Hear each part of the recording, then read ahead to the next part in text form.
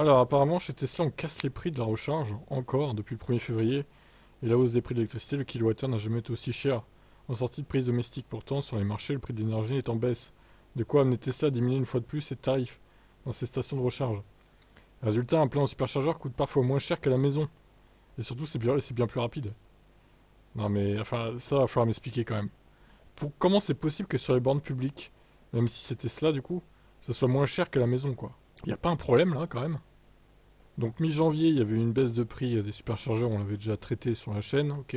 Plusieurs pays européens ont profité de gros rabais entre 2 et 17%. Seuls des pays comme la Suède et la Norvège ont vu leur prix augmenter de 25%.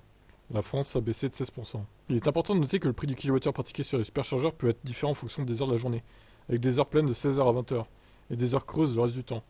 En vous chargeant à la station de Montpellier par exemple à 14h, le prix de 26 centimes le kilowattheure ne sera pas le même qu'à 18h, passe à 29.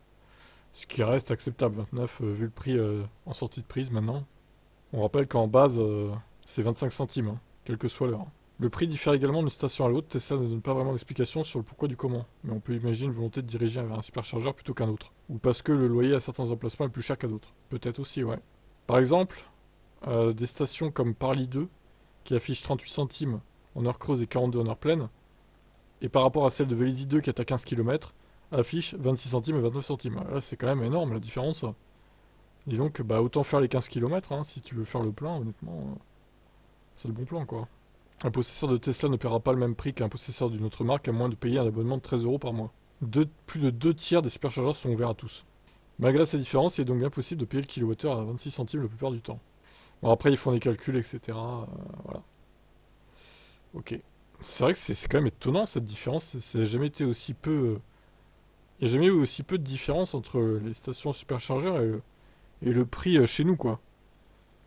Bon, après, ça restera peut-être pas comme ça. Au bout d'un moment, ça va peut-être augmenter aussi, hein.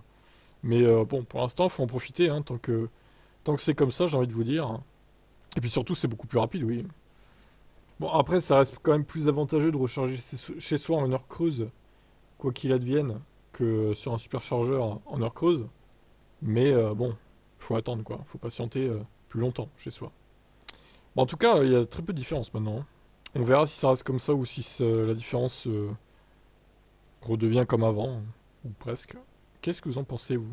Qu'est-ce qui explique ça maintenant? Pourquoi il y a si peu de différence entre la maison et les superchargeurs? Ciao.